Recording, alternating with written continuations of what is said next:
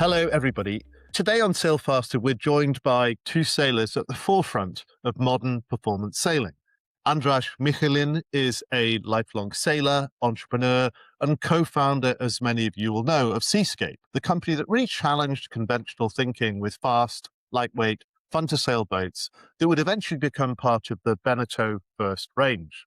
Alongside him is Charles-Etienne Devanneaux, an accomplished offshore racer and owner of California's Naos yachts. Charlie has logged thousands of offshore miles on First boats, and most recently, he and co-skipper Fred Kurabul double-handed Rahan, a stripped-down Beneteau First 36, the smallest boat in the fleet, to second over the line in the 2025 Transpac. Together, Charlie and Andraž have spent years asking a simple question: how do you produce exciting boats that make people want to go sailing more often and that give them that unforgettable day on the water that we're all looking for? Today, we're going to talk about the evolution of modern sailboats, why traditional race formats may longer fit the way people want to sail, the rise of double-handed racing, and why the future of the sport may be less about sailing around the cans and more about adventure, accessibility, and fun. Andraž, Charlie, welcome to Sailfaster.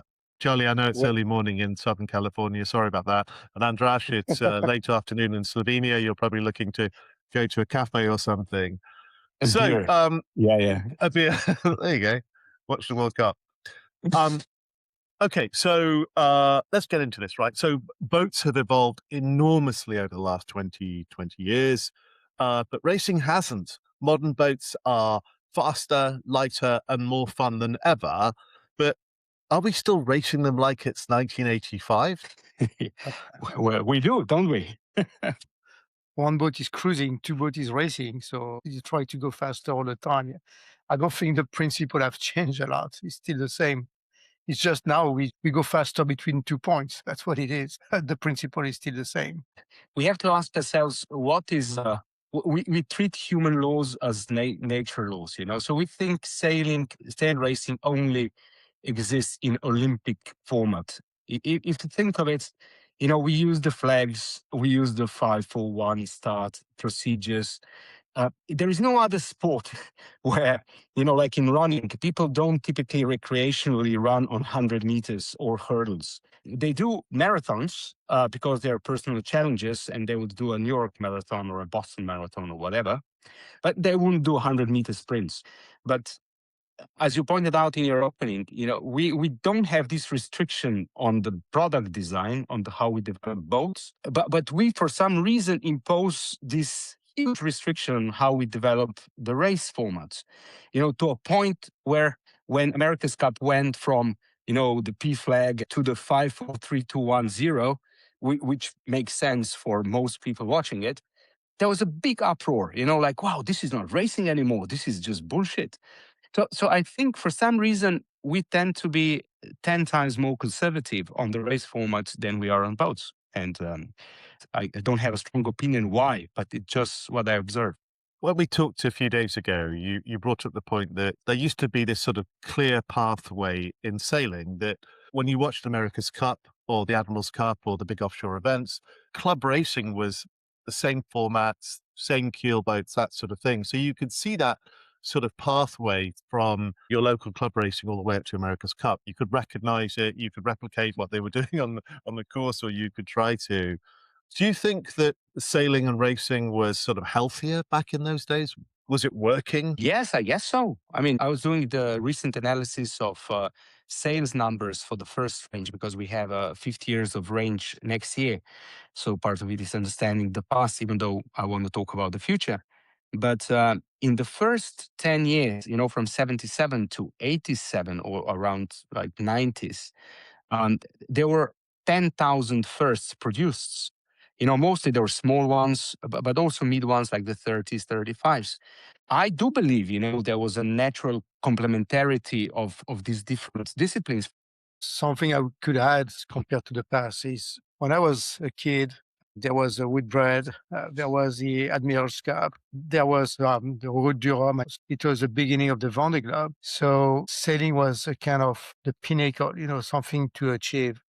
now it's unfortunately one sport or one activity among so many possibilities. So sailing is just, it's not just for us, it's our passion, but for a lot of people, it's an outdoor activity. And then after sailing, we have this little niche which is called racing, which is our niche. I mean, as a passion. You have the Olympic sailing, you have the offshore sailing, then you have the big races, you have the small local races, and most of them are also becoming offshore because it's less complicated to organize. I see that in the Bay Area in San Francisco. I mean, every time you want to have a fleet racing, I mean, it's a big organization, and some you have less and less staff to take care of an event. I would like to pick up on Charlie's thoughts. So I agree. I think we do have vast, larger competition on other activities, but then internally the competition also evolved. So we have foiling and like different types of sailing which don't overlap. So sailors get split into different forms, like skiers became snowboarders and skiers, and yes, some new people came in because of that, but like all in all, we are not benefiting from that. And then the third thing, in my opinion, the one which is close to what I do, and where I think we can make an impact, is boats became less fun. Like in the old days, like 80s, 90s, 2000s, your racer cruiser was a very fun boat to sail, compared to other boats around you. There were no foilers, there were very little planing boats. So all the boats were displacement boats. So to have a well-balanced, well-designed displacement boat and have some pads inside and a galley and stuff, that was the way to go, like first 40.7 or 36.7, if I stay in our brand. Or the Jays, or there were like good boats around. And and that was it. That was like the pinnacle of the boat evolution. If you looked outside, yes, America's Cup boats were a little bit a way more efficient upwind and downwind VMG, but essentially there was a keel, the mast, the winches. People were going up and down. You had a spinnaker pole, and so everything was pretty much the same. And now I think what started to happen is, as the boat were evolving, the handicap systems, of course, have a purpose to keep as many people sailing as possible, which is fair enough. But what happens is, if you want to be competitive in this kind of environment, you have to handicap your boat. You have to cut away half of your arm to be competitive, and especially in smaller boats below 45 feet. Um, and especially windward lures. Offshore, it's a bit different. So I think what it's sort of like a negative spiral. It's one is the environment is not super friendly because people want to have simpler things, not complicated rule books and all that stuff. Then there is internal competition between different like wing foils and all that stuff. And then if you go through all that and you say, okay, I want to race, you just cannot afford to buy a very fun boat like a Pogo or something like that because you're not able to race with this boat because it's too handicapped. I mean, it's too penalized. So at one point, you just have to cut it and say, all right, so we're not going to play this game. We're just going to make the best, easiest to sail, most fun planing boat we can design. And then, yeah, we can create versions which can do well in racing, but essentially we want to bring people back to the water and enjoy sailing. That's where I see there is room to work, let's say. In the US and everywhere else, perhaps the yacht racing rating authorities really have an impossible problem, right? They're trying to, in some cases, create a handicap system to cover so many different classes of boats today. They could be foiling, planing, or playing displacement boats. So that's a problem. We had Kenny Reed on the pod probably a year or so ago now. He talked about having to radically change windward leeward sailing because those regattas he felt they were monotonous. It took enormous amounts of time. Logistics were complex. And also you spent a lot of time on the water, but between all sorts of different black flags and waiting for things to happen, you spent a lot of time just sitting around on the water. And he just felt that's just not interesting to people.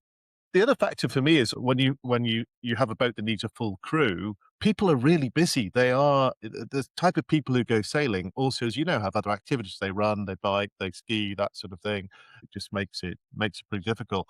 Charlie, you said something really interesting about San Francisco Bay, and maybe it's easier to organize a coastal or offshore race versus a one design regatta in the bay. That's really interesting. I hadn't really come across that before. I see it in California, whatever, it's San Diego or LA, but San Francisco, because it's a windy area. And basically, when you look at the yacht club, you may have on the weekend 15, 20 boats. And they are small, they are big ones. So that means you have to organize free classes. Free classes is free starts, and you have to put the buoy in the bay and so on. So I see that inshore is fairly easy because you just give one start line and you give a two-way point and people, they go around and they come back to the bar at 4 o'clock. And this is also where we see short-ended sailing because, like you just mentioned, it's hard to find today a full crew. So you start to have some short-ended division, like with 2, 3, or 4 guys on the boat, and they just go to turn around an island, a mark outside of the bay, and then they come back and they cross the finish line. They take their own time, which is more and more often, that we take our own time at the finish line because it's just less a problem to organize. I saw an ad recently about this new GPS system for the starting line and for the finish line. And I think that's the future, basically. It's going to be like video games. You kind of start or finish whenever you want and you have to beat the best time. Maybe that's the future, to give a little more freedom and less constraints to the sailor. We need to make that easier, if we want to bring back people to the sports. Yeah, we had the guys from Vacaros on the pod recently. That's exactly what I was. Thank you. I'd like to turn now to the first series, and I know a lot of those boats in the first series came out of Seascape. Andraž, tell us about Seascape's approach, Seascape's philosophy, and then how did that feed into the current Beneteau First series? Seascape and First is a little part of that bigger story we're talking about. So we realized we don't want to play this double game. At one point, create boats where we do a lot of concessions to keep the boat heavy and unstable to do well on Oarsea. It's a game which is getting more and more complicated with less and less clients at the end. So if you're a niche brand like JPK, you can afford to go, like quick evolution of your model that's going to always be on the pinnacle of the rule beating shape. But we are now the Beneteau First, and the Beneteau First is the mainstream of the mainstream in terms of what were the racer cruisers. In 25,000 boats produced in 50 years. I would dare say there is probably the most boats of that type on the market. And therefore, we said, no, we're going to start from a different angle. As I said before, I think we should do the same with events and environment. We said, all right, we have this design brief sentence, which is effortless joy of planning for everyone. So everything we do, we see, does it support this claim?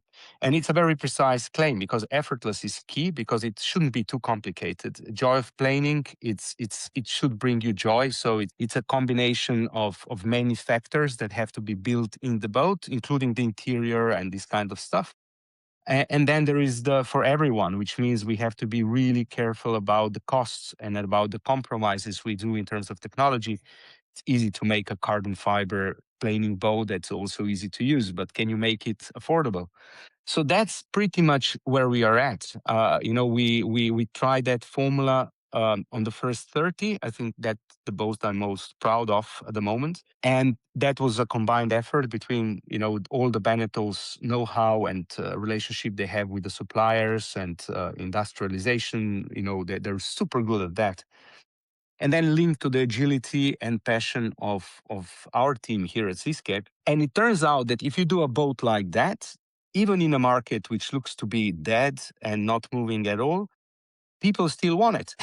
So it seems it's not the people. It seems that we are not doing our job, the boat producers and the race organizers and the clubs if I expand it, to what we're talking about, I think it's not the problem that people change that much. It's just we fell asleep on the wheel.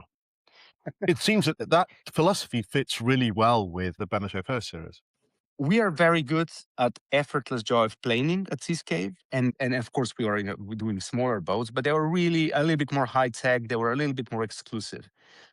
Even though with the 18s we managed to sell 700 boats, so that's something. But we have this vice of over engineering and overthinking our boats because we are passionate. We are like a light version of Charlie, I think. Charlie is.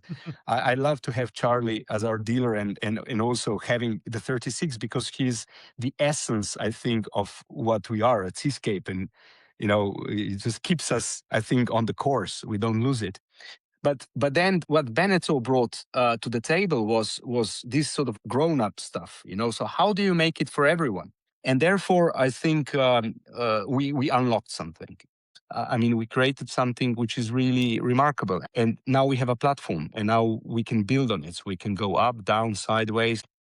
I have a friend who sails on Lake Geneva, very experienced sailor, who bought the first 27. It took him, I think, about 8 months to get delivery, but he was so excited for months about that coming.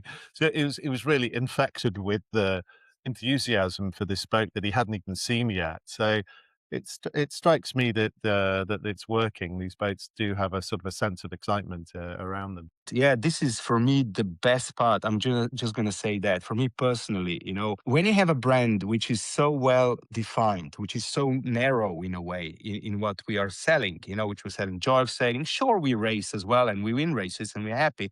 That's not why we do it, essentially. And then this connects people in a way that I'll give you an example. We did the Fastnet race a few years ago, the 2023. So we had an owner who had a 36 and we said, let's do a Fastnet together. Then we gathered 8 guys from 8 different countries. We never sailed together on a boat. And we did the 23 Fastnet, which was really shit. The weather was obnoxious, especially on the start. And because we all come through that filter of this, like, let's call it a brief, of this prison.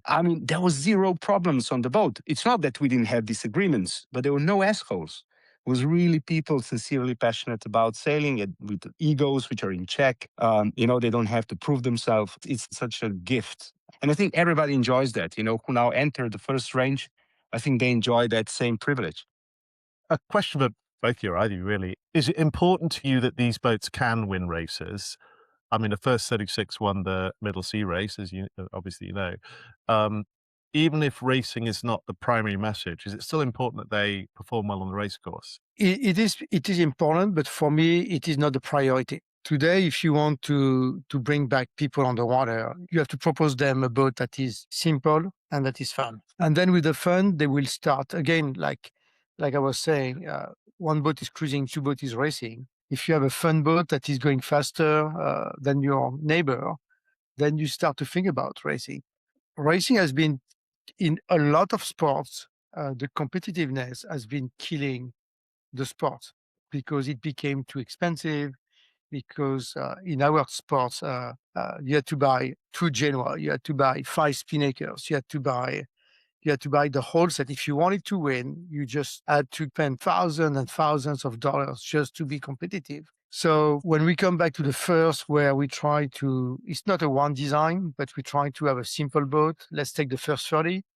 We have 1 main, 1 furling jib, 1 genaker, and 1 spinnaker, and you call it of the day. Simple boats and just having fun. And then if you want to go racing, you go to the next step. That's what I have done with my first 36. And then you just unleash the beast, You start to change and upgrade. The manufacturer provides a fantastic base. And then depending on what you want to achieve, you start to upgrade and go racing. Again, I 100% agree with Charlie. I think it is more about the sailor than the boat. So racing is a very undefined term. We also have to acknowledge that. So for me, racing is one design racing or box rule. I think that's racing. Everything else, it's whatever we call it, club racing, whatever, is an activity on the water which most people take too seriously, in my opinion. For the actual fairness of the competition. Because as you said, one number which is equalizing a 30-year-old or 50-year-old cruiser with a modern high performance racer in a wind conditions which vary from on the race field. So it's just, we have to just take in account that's not the same thing. You cannot compare it to one design racing or to this kind of stuff. So in my opinion, myself, like Charlie, I'm a racer. So whenever I'm sailing any of our boats, I want to win, and I don't want to be on a boat which is I raced on a Pogo, and that was depressing because you knew that with the rating you had minus 10% chance. So yeah, I think for me it is important, but not, we shouldn't be constrained building a boat around it if you have to compromise. And therefore we have the SE range, which actually Charlie started with the modification of his first 36. So we said, okay, today it's very hard to make a boat which is a fun boat, a racer cruiser, and all that stuff. So let's split it. So let's have a very fun boat to sail easily, effortless joy of planning for everyone. Which can do races if you optimize it. But let's do a real boat for racing, which has a better handicap, which is faster, which is all that stuff. And then you have what we call the TP36 from Charlie, which can do crazy stuff on the Transpac, or, is getting 10 seconds per mile benefit from a normal first 36, even though she's more than half a ton lighter. So we like to play this game, but in a little corner where the fun should be. So, guys, if the first half of this conversation is about how sailing has changed or racing has changed, the second half needs to be about where we think it's going. And that question for me is to you guys is, why is double handing exploding or has exploded in Europe and is really starting to catch on in the US? What's going on there? Well, what we can see from a dealer standpoint, and I am a yacht club member, the members are aging. Some people are getting out of racing. It's more and more complicated to get a crew. So that's, I think, one of the first reasons that double ending and short ending is starting to develop a lot, because it's hard to build a crew. And having done some race to Hawaii or in Australia, just to gather 7 or 8 people on the boat is expensive. And being only 2 is less expensive. It's only 2 flight tickets to come back to Hawaii instead of 8. And for many reasons, and I don't think it's only the budget, it is also because it's hard to build full crew. If you look at the Transpac or the Pacific back in the days, 10, 15 years ago, I mean, it was only fully crewed boats, the sleds, they were like 10, 12, 15 people on the boat. And today, the biggest class are going to be in the 45 feet range, because you can go to Hawaii with only 7 people. And when it's become more complicated, then you take a under 40 feet and you go double-ended because it's easier. We like to challenge ourselves. We have less time. So when we're doing an experience, we want it to be more intense. And being short-handed, it is more intense than being fully crewed. So I think all that together results into what you observed. Yeah, I think also that you boat builders have designed boats today that are you're able to double hand or shorthand, where in the past it just wasn't possible the way that the boat was laid out. I think that's a key thing as well. The other thing about shorthanded is that you get to do multiple jobs, right? You're not stuck doing bow or stuck doing jib trim or something like that. You Or have me, to be or meet on the rail. yeah, yeah. So Charlie, tell us about the modified First 36 that you took to the Transpac, and you did hugely successfully in that. I know a First 36 is equally capable of having a full crew or short-handed, so it's not exactly designed purely for short-handed, but I'd love to know how you modified a 36 for that. You talked about unleashing the beast, so what was that about? So first, my best friend who is racing with me, Freddie, this year is going to be our Transpac, our Pacific Cup number 9 together. And he's a naval architect.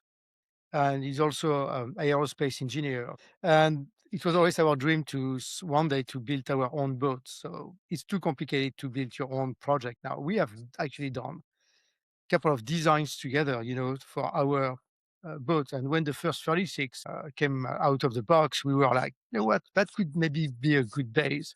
And then we talked to Andraž and said, oh, could we make a special version for us? And we asked you, could we remove this? Could we remove that? Could we do this? Could we do that? So it's like Netflix, you have like few seasons. So the first season was Seascape, can you build us the boat without this, without that, and make it lighter? So that was season 1. Season 2, we asked Maréchal to build a special carbon mass with light speed rigging to save a lot of weight on the rigging. And the boat came in with basically nothing, no steering system, and we basically started to fit the deck because the boat is originally made for a crew, and we make it to be fully double-ended. I mean, the cockpit is so concentrated in 2 square meters between the 8 winches and the steering. And then Freddie designed the keel to get way more power in the boat, especially on reaching. And that was season 1.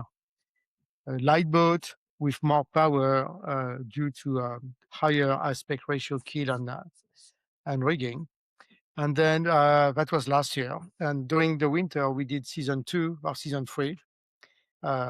We made some new orders and modified the bow to be like more like a IMOCA type, with a spatula, just to help the boat to bounce back when we were on planning, because we were reaching a couple of high speeds like in the 20s, and the boat would not pass the third wave because we had a little more too much buoyancy on the bow. So that's how we unleashed the beast. We gained about 800 kilos, but our writing moment was increasing by something like 20 something plus degrees. We actually cut the sails this year to save on handicap, and because we had too much power on the boat. And at the end of the day, what we just want is to have a fun boat, and the boat is fun. We were not looking too much about handicap. We were just looking at how we can make the boat faster. So this year we designed a new staysail. We recut the sails, and something I didn't mention is that we also make the bowsprit 1 meter longer, which is which is also a big improvement, so we did not really increase the sail area. We actually decreased it, but we made the boat easy to sail, double-handed, and also fun to drive and fun to sail. And the best thing is that it's sort of what I always dreamed about, is this loop between a producer and a passionate racer owner, where a lot of stuff that Charlie did ended up on the 36 SE, which we are selling. It is not as extreme, but it is pretty extreme. We do have a paint inside Charlie's boat that it's not painted inside. But we do have a 2 meter bowsprit like Charlie, and spatula bow and all this stuff. So for me, that's the best part, where we don't have the budget or the resources to afford the, let's call it, the R&D stuff that Charlie is doing. But with some sort of partnership, we can develop our boats to its full potential, like he said, unleashing the beast without restraints, and then offer it to people who want it. And when we came up with this 36 SE version, Seascape edition, we sold 4 boats from the block, and then they go on. So I guess what I want to say is, going back to my original statement, I think if we do our job, if we create boats which are fun to sail, which are amazingly fun to sail, then people will buy it. I mean, there is a video on the YouTube from a colleague of mine, Tit, doing 20 knots on a 36 SE. So basically a tamed, we joked with Charlie, if the 36 SC is the Porsche 911 GT3, he has the RS version. and we just have the duty Le free. Mans. It was the Le Mans. The Le Mans, yeah, exactly. but you see that video and it's clear. I mean, there's two guys being completely like in control and calm, and they're not professional racers, and they're doing 20 knots on a 36 SE, looking like a Volvo Ocean Race stuff. And it's a boat that you can buy from price list. It's not a custom or semi-custom racer. So that for me is why I love to do what I do, and I think that's what more producers should be doing. I think. So before we wrap up here, I've got a question for you, because you're both, innovators in our sport. If you could change one thing about the sport of sailing today, what would it be? I'm afraid it's not one thing. I think it's almost everything. Yes, we picked up on double-handed, more offshore, more adventure racing, more. But I think this is just what we already see. These are the known knowns, or how is it? I think there is a lot of unknowns around. Nobody really tried million of things. We are all stuck with the Olympic format of the rules of racing and all that stuff. And I think then you have the extremes like SailGP, which is doing their own thing with their own rules and all that. But that's so niche, it's so hard to connect to that. While everything else is again, it's Olympic sailing. And I don't think that works in any shape or form. So yeah, I think it's boats, it's the format, the teams, how we put them together is I don't know. I don't have a good answer except that we have to focus on the sailing experience, in connecting people with the sea and the wind. And if we have good boats, that helps. If we have race formats where you can see a sunset in the morning after like a hard racing overnight with four other good boats, I think that's better than fixing your boat after a collision on a windward leeward course. Like I think there is a lot of this stuff which just fits so much better with a modern man or woman. And I think the clubs should be pushing on that more. And I'll leave you with what I saw in Denmark. Denmark hosts the biggest single-handed race in the world, called the Silver Rudder. And that's a race that started 6 years ago or 7 years ago. It might be 10 because I'm old and the years are compressed. But it's a new race. We started with 10 boats. On the year one, we joined with our boat with Seascapes on the year two, where it was 100 boats. And now they have a limit of 400 boats because that's how much they can stock into the harbor. And it sold out in, I think, like 2 minutes. It's like the Fastnet.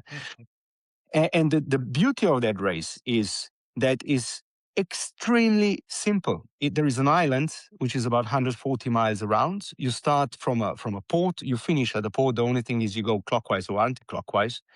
You have groups by size, no rating, so just by length. And you would think that's stupid because it's not fair. But handicap racing is not fair as well. So at least here you don't have other stuff. And it's amazing. I mean, it's just people keep coming for that. I think it's really like New York Marathon. They come to finish this lap, and then if they win, they win. If they don't win, they don't win. And so it's a race that was created from the air by Morten Brandt, a Danish journalist, and from something which was basically a dead racing scene. It's this huge event where the whole city is now behind it, and so on. So I think that's what I'm talking about. It sounds a little bit like the Three Bridge fiasco in San Francisco Bay, which is an older race, but they got a huge turnout of boats there because it was fun. It didn't really matter for 90% of the people what result it was going to be. It was just being in a beautiful place, doing it together. So I love that. The other piece that's interesting in terms of the evolution of the sport is you look at places like Southern Florida or Florida generally, where sailing is there are some real hotspots there, especially where young people are doing sailing there. So there's lots of hope for the future. But look, thank you so much for spending time with us. I've really admired both Seascape and the Beneteau First series from afar. I've never owned one, but definitely an aspirational boat. I love where you're going. Come sailing on the West Coast, Yeah, I need to move back to. This reminds me, I need to move back to San Francisco at some point. But Yeah. so planning under the bridge in the afternoon at the tide. That's always something, like, woo.